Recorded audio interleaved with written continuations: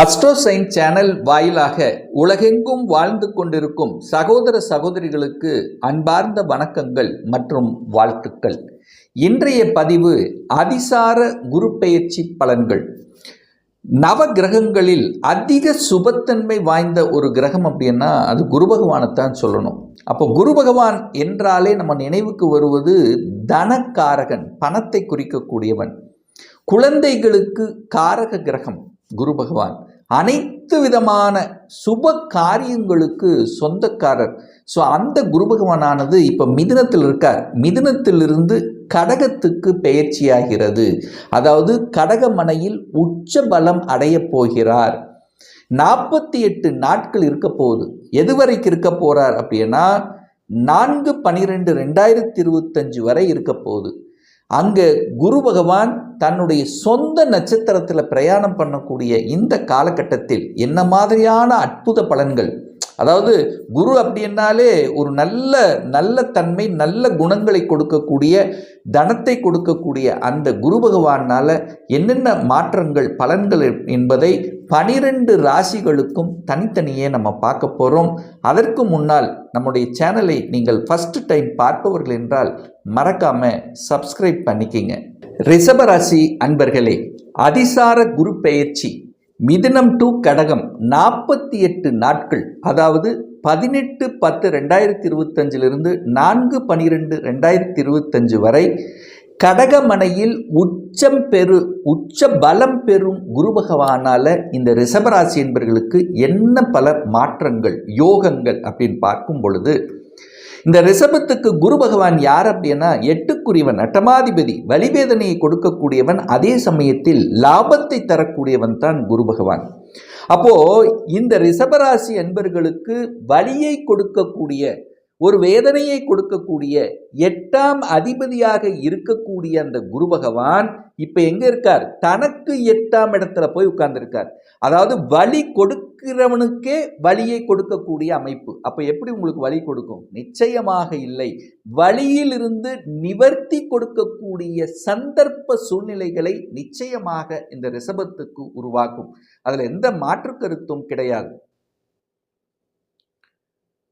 குரு பகவான் உச்சபலம் கடகத்தில் அமர்ந்து கொண்டு தனது பாக்கிய பார்வையாக 11ஆம் இடத்தை பார்க்கிறார். தன்னுடைய சொந்த வீடான லாபஸ்தானத்தை பார்க்குது. சூப்பரான ஒரு அமைப்பு. ரிஷபத்துக்கு உயர்வை தரக்கூடிய, யோகத்தை தரக்கூடிய அமைப்புண்டு. ஏன்னா 8ஆம் அதிபதி தான். 8க்குரியவன் தனக்கு 8ல் போய் மறைஞ்சிட்டார். 3ஆம் இடம் என்று சொல்லக்கூடிய மறைவு ஸ்தானத்தில் இருந்தாலும் அந்த குரு பகவான் பாக்கிய பார்வையாக 11ஆம் இடத்தை பார்க்கிறது. லாபத்தையும் மன மகிழ்ச்சியையும் சந்தோஷத்தை கொடுக்கக்கூடிய அமைப்பு. நிறைய பேருக்கு டிராவலை உருவாக்கும், நிறைய பேருக்கு பிரயாணங்களை கொடுக்கும், நிறைய பேருக்கு நிறைய ஒப்பந்தங்களை வாங்கி கொடுக்கும். ஒப்பந்தம் சார்ந்த விஷயங்கள் சிறப்பை கொடுக்கும்.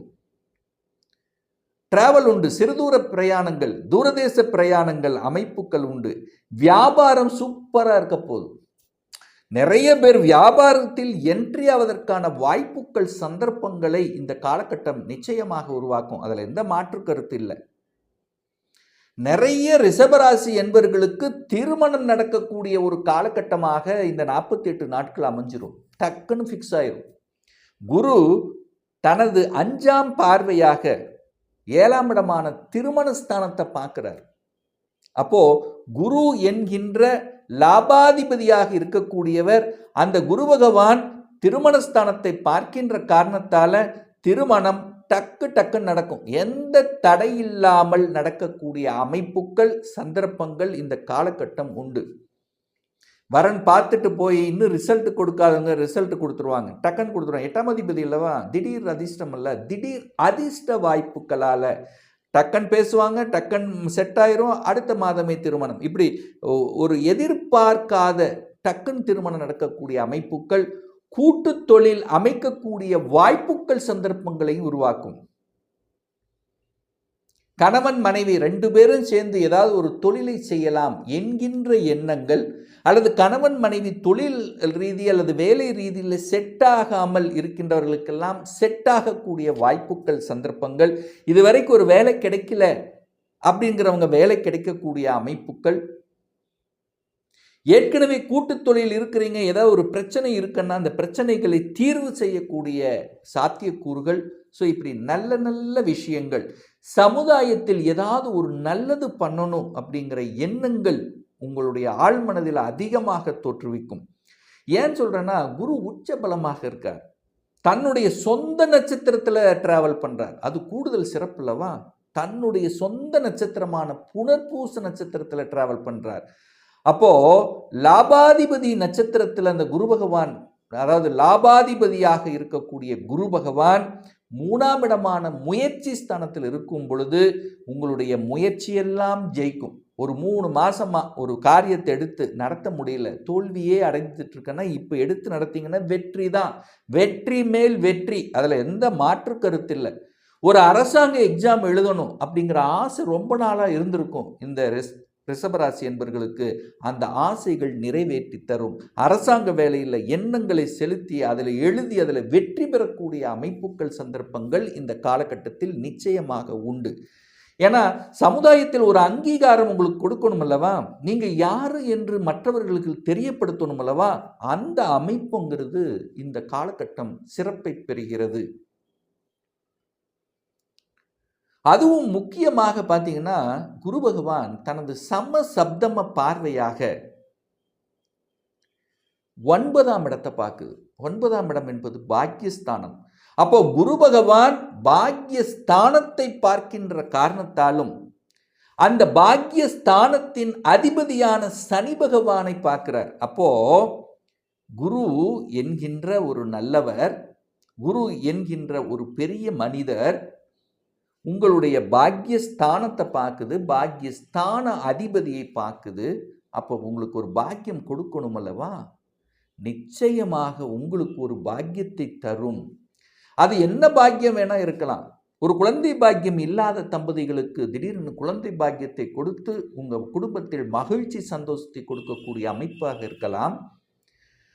அல்லது நான் ஒரு தொழில், சொந்த தொழில் ஆரம்பிக்கணும் என்கின்ற எண்ணத்தை கொடுத்து நீங்கள் ஒரு பிஸ்னஸ் மேன் அப்படிங்கிற ஒரு அங்கீகாரத்தை கொடுக்கக்கூடிய அமைப்பாக இருக்கலாம்.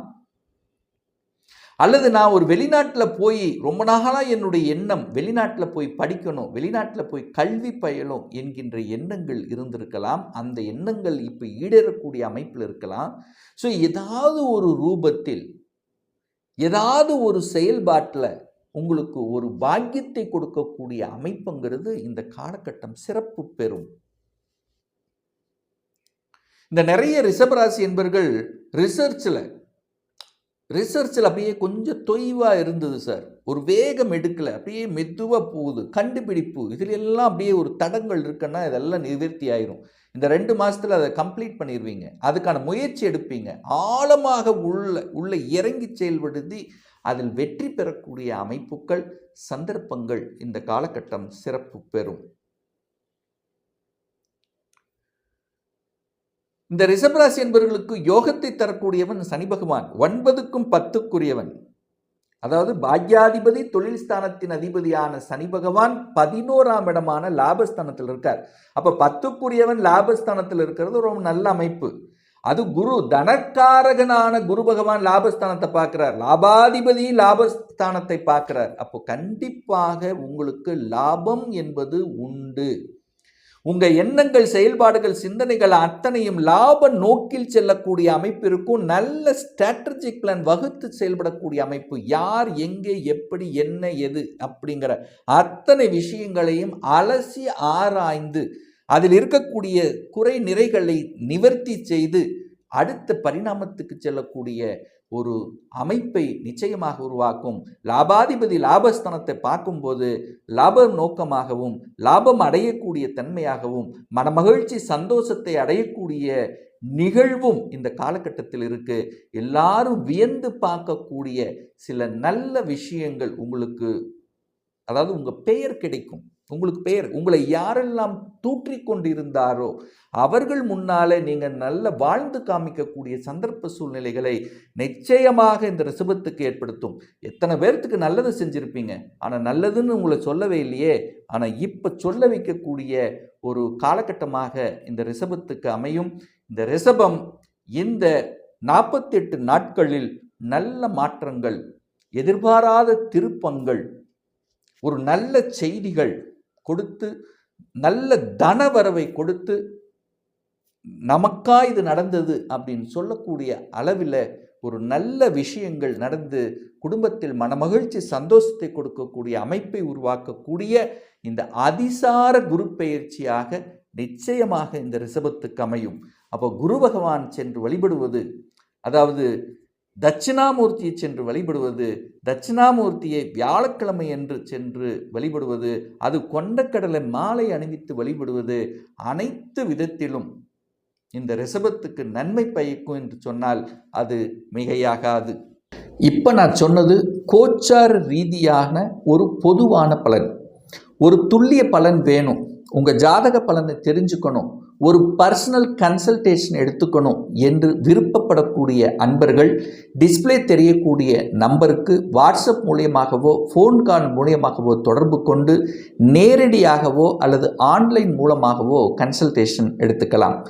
நம்முடைய அலுவலகம் கோயம்புத்தூரில் அமைந்துள்ளது. அதாவது கோயம்புத்தூரிலிருந்து மேட்டுப்பாளையம் செல்லும் வழியில் வெள்ளக்கிணர் பிரிவுக்கு அருகில் அன்னபூர்ணா ஹோட்டலுக்கு பக்கத்தில் அமைந்துள்ளது.